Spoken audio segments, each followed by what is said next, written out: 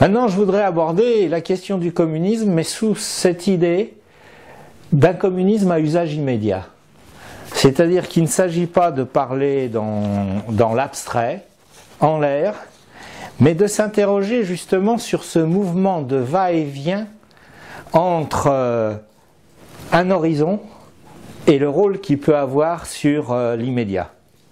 Si on remonte à Marx, à la fondation du communisme, contrairement à ce qu'ont fait les soviétiques et ce qu'ont pensé la majorité des communistes sur la planète pendant tout le XXe siècle, le communisme implique le dépérissement de l'État.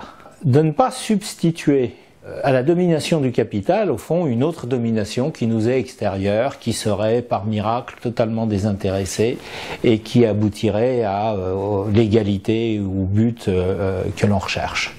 Ne pas se substituer non plus aux intéressés et à leurs actions et à leur prise de responsabilité.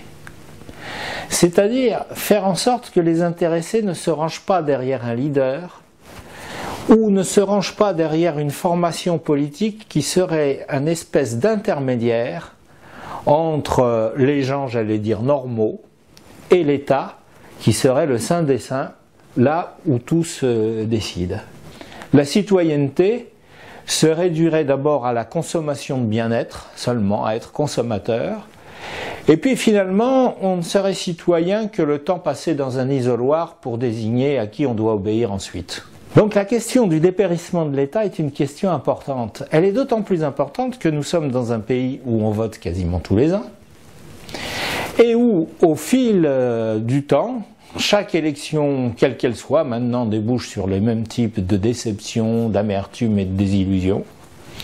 Il y a de plus en plus d'hommes et de femmes dont on dit qu'ils s'abstiennent. J'aime pas cette expression, parce qu'elle renvoie à de la passivité, alors qu'ils ne sont pas indifférents, ils sont en colère. Ils ne veulent plus qu'on triche avec eux, ça n'est pas la même chose. Ils signalent simplement que d'aller d'élection en élection, de délégation de pouvoir en délégation de pouvoir, de chèque en blanc, ne fonctionne absolument plus. Or, en même temps, on ne peut pas faire deux choses à la fois. Je vois qu'il y a encore beaucoup de luttes, beaucoup de mouvements sociaux qui se tournent vers ce qu'on appelle, j'aimerais qu'on entende les guillemets que je mets à cette expression, ce qu'on appelle les pouvoirs publics. On ne peut pas tout attendre des pouvoirs publics et attendre de soi-même et de ses semblables. Il faut choisir. Aujourd'hui, où il y a tant de colère, où il y a tant de luttes, est-ce que la question n'est pas d'essayer de faire par soi-même, pas tout seul? Et je reviens sur la cohérence, la nécessaire cohérence, parce que qu'est-ce qu'il peut y avoir de commun entre des salariés de la SNCF, les gens qui sont à Notre-Dame-des-Landes, des enseignants, des chercheurs et des ouvriers de chez Peugeot? Eh bien, ce n'est pas leur situation, mais c'est la racine de leurs revendications, et c'est peut-être surtout qu'ils ont tous le même espoir, au fond, d'acquérir du pouvoir pour obtenir satisfaction, pour imposer ce qu'ils veulent. Et donc cette question du pouvoir, je ne parle pas d'abord du pouvoir d'État, mais du pouvoir faire. Cette question du pouvoir faire n'est-elle pas le tronc commun vers lequel tout le monde pourrait converger et faire force commune, et donc force de transformation sociale? Il faut qu'on regarde la question de la délégation à l'État ou aux partis politiques. Moi, je ne dis pas qu'il ne faut pas d'organisation, je ne crois pas du tout à la spontanéité, mais cette espèce de système envers lequel on délègue, c'est ce qui faisait dire à Marx que, au fond, l'État et la vie politique qui découlait de la tentative de la prise du pouvoir d'État tel qu'il était, eh bien, il ne disait pas que ça rendait les gens schizophrènes parce que Freud n'était pas encore passé par là, mais finalement ça dédoublait l'individu. Il y avait l'individu dans sa vie civile et l'individu en politique qui avait un rapport religieux à la politique. Et ça déresponsabilise, ça retire de la capacité d'intervention. Et Marx tire un enseignement de la Commune de Paris. Alors on retient de la Commune de Paris qu'elle a été écrasée dans le sang, c'est dommage qu'on n'en retienne pas ce qu'elle a tenté de faire. C'était de dire, il ne sert à rien pour le prolétariat, c'est-à-dire l'ensemble des salariés, de prendre le pouvoir d'État pour le mettre à son service, il est nécessaire, au fond, d'inventer autre chose. Cette autre chose pourra faire l'objet d'une autre émission, d'une autre réflexion, bien évidemment. Si on se place du point de vue du peuple, pouvoir d'État et pouvoir faire ne sont absolument pas synonymes. Alors nous sommes des êtres d'action, des êtres... la liberté, au fond, c'est quoi? C'est la liberté d'initiative. On ne peut pas à la fois espérer construire une liberté d'initiative et se soumettre à une tutelle qui nous chapeaute. Et nous avons donc besoin de redéfinir ce qu'est la démocratie. J'en fais volontairement deux termes. On dit souvent formellement la démocratie, c'est le pouvoir du peuple et donc nous vivons dans une démocratie parlementaire. Ben non, si nous vivons dans un système parlementaire, nous ne sommes pas en démocratie. La démocratie, c'est pas le pouvoir du peuple dit d'une manière tellement floue que ça ne veut plus rien dire, c'est le pouvoir exercé concrètement par le peuple. Et c'est cela que nous avons besoin d'approfondir. Pour moi donc, cette question de dépérissement de l'État est déjà un premier levier pour repenser le communisme. Et il y en a un second, c'est le dépassement du salariat. Alors, d'abord, moi je n'aime pas le mot emploi, parce que qui dit le mot emploi, dit le mot employé et employeur, et on retombe sur les rapports d'assujettissement dont je parlais au tout début. Mais même le mot travail pose un certain problème. Je reprends ce que je disais par rapport à l'évolution du travail et l'interpénétration travail hors travail. Un enseignant, un professeur de français de collège, qui le dimanche après-midi dans son fauteuil est en train de lire le dernier Goncourt, il se détend ou il travaille? Des enseignants qui s'occupent d'enfants, tout le monde dit ils travaillent. Des grands-parents qui s'occupent des mêmes enfants, alors c'est domestique. Ça ne joue plus aucun rôle pour la société. J'évoquais le management tout à l'heure. Le management repose énormément sur des caractéristiques qui sont acquises dans la vie sociale. J'ai appris par un ancien PDG d'Air France, Christian Blanc, qu'il avait fait une enquête, ce qui est effarant, de rentabilité sur chaque salarié. Et il s'est aperçu que les salariés qui avaient le meilleur rendement étaient souvent des syndicalistes. Il prend ça de haut, il commence à dire évidemment, les syndicalistes, comme ils emmerdent le monde, ils se tiennent à carreau, les sociologues leur disent bah non, vu leur posture, à la limite, ils pourraient s'en battre parce qu'ils craignent plus de déplaire. Donc c'est autre chose. Alors il leur demande de faire une étude comparative dans les ateliers de maintenance des moteurs à Roissy. Dans chaque atelier, il y a plusieurs équipes qui travaillent, qui se sont organisées souvent par affinité, donc il y a souvent des équipes où il y a des dominantes de syndicalistes et des équipes où il y a plutôt des dominantes de non-syndicalistes. Il lui dit, voilà, en vérité, on s'aperçoit que quand une équipe tombe sur un os, elle fait appel au chef d'atelier, qui est un ingénieur, qui se déplace.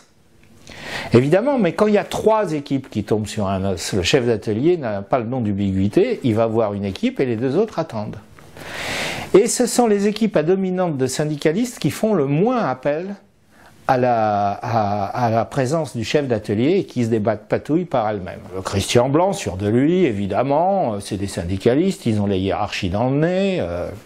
L'autre le calme et lui dit pensez pas ça parce que vous avez un ingénieur par atelier et vous avez un syndicaliste par ingénieur.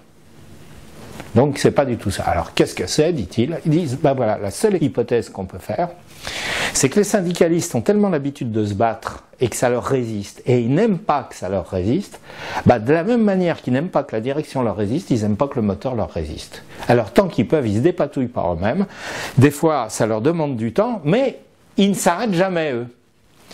Et donc je dis à Blanc, quand tu payes des heures de délégation syndicale, c'est rentable pour l'entreprise. Il me dit, on pourrait le dire. Je lui ai proposé de le dire dans l'UMA, il n'a jamais voulu, on se demande pourquoi. Tout participe, à part la guerre, le vol, le viol, le meurtre, que sais-je, et la spéculation, tout participe de la création de richesses.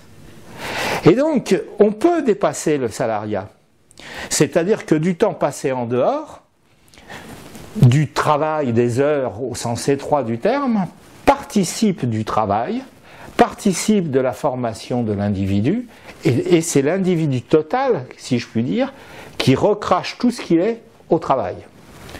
Alors souvent quand on dit ça, on me dit oui mais alors et la rémunération? Ben, la rémunération elle est en fonction de la qualification, pas de démagogie, mais elle n'est pas seulement sur les heures passées à l'entreprise, elle est sur les moments où l'individu, y compris se ressource, ce que le capital aujourd'hui organise très bien aux frais de la société avec la précarité et les assédiques. On me dit ouais mais on peut quand même pas payer les gens à rien foutre. Ce à quoi je réponds, trop tard le mal est fait. Les congés maternité, c'est de l'emploi? C'est de la formation professionnelle? Non, c'est la société qui éprouve le besoin de payer sa propre production. Je prends un autre exemple. Il y a eu, après Tchernobyl, une expérience faite par EDF qui a, sans le dire à ses salariés, fait en grandeur nature la simulation du même accident que Tchernobyl dans les centrales nucléaires. Le responsable adjoint à la sécurité du nucléaire expliquait que dans toute la France, la réaction des salariés concernés, surtout des ingénieurs, des techniciens supérieurs, a été suffisamment alerte pour tenir dans les clous, se rendre compte qu'il y avait quelque chose qui n'allait pas, l'interpréter, prendre une décision, l'appliquer, et c'était impeccable. Seulement ça s'est passé au mois d'octobre. Et dans sa grande sagesse, si je puis dire, EDF décide de recommencer au mois de mai. Et au mois de mai, à part un endroit, tout le monde est hors des clous. C'est le même personnel, c'est le même appareillage, c'est le même problème, et ça n'a pas marché. Qu'est-ce qui se passe? Alors, recherche, là encore, qu'est-ce qui s'est passé? Bah, très simple, en octobre, on rentre de vacances, on est frais et dispo. En mai, eh ben, on commence à fatiguer, à être stressé, on est un peu moins sûr de ses réflexes. Comme ça se joue sur moins de 30 secondes, on voit bien que là, la moindre défaillance est redoutable. Résultat, les congés payés font partie de la sécurité du nucléaire en ce domaine. Donc, la question travail hors travail est dépassée. Là encore, je reviens aux sources, ce que n'ont pas fait les soviétiques. Lénine était un adepte du taylorisme. Marx, lui, dit le contraire. Dans l'idéologie allemande, il a une définition du communisme où il dit le communisme, c'est quand le matin je pêche, le midi je chasse, l'après-midi je fais de la peinture, le soir je fais de la critique, et je ne suis jamais ni pêcheur, ni chasseur, ni peintre, ni critique. C'est un développement de la personnalité, de toutes les facettes de la personnalité considérable. La notion de salarié renvoie aussi à de l'assujettissement. Nous sommes tous salariés de. Or, la question, c'est la maîtrise de son sort. Le troisième élément que je voudrais schématiquement aborder, c'est la question de la gratuité. La gratuité d'accès. Alors, les détracteurs de la gratuité qui disent c'est utopique, la gratuité ça n'existe pas, il faut que quelqu'un paye. Bien évidemment. C'est pourquoi je dis c'est la gratuité d'accès. Justement, ce qui est intéressant, c'est de savoir que la gratuité n'existe pas et que c'est seulement la gratuité d'accès. Pourquoi? Parce que ça change le regard sur la valeur d'usage et non pas sur la valeur marchande. Un chauffeur de bus, on va me dire, oui, évidemment, il conduit un bus, il ne fait pas que ça. Il crée de la sociabilité, puisqu'il permet du déplacement. Des salariés qui construisent un téléphone, ils créent de la sociabilité. Donc la finalité de leur travail ne s'arrête pas au bus ou ne s'arrête pas au téléphone. La finalité est de la construction de société. Si je poursuis, le chauffeur de bus, l'enseignant qui prend le bus le matin pour aller à son établissement scolaire, le constructeur de téléphone qui prend le bus, ce sont trois personnes qui se rendent mutuellement service. Autant le savoir, autant en avoir conscience. Et donc poser la question de est-ce que je suis en train de produire une marchandise ou est-ce que je suis en train de produire de la société. De dire que certaines choses devraient être gratuites d'accès, c'est très important parce que ça nous renvoie justement à une mise en cohérence de la société. Personnellement, je n'ai plus d'enfants en âge d'aller à l'école. J'ai jamais demandé une réduction de mes impôts, qu'on me déduise le coût de l'école de mes impôts. L'éclairage public, les gens qui se couchent tôt ne demandent pas à ne pas payer l'éclairage public. Donc il y a toute une série d'éléments qui sont entrés dans les mœurs, mais nous n'en tirons pas suffisamment le principe pour en faire des principes d'une autre conception de la société.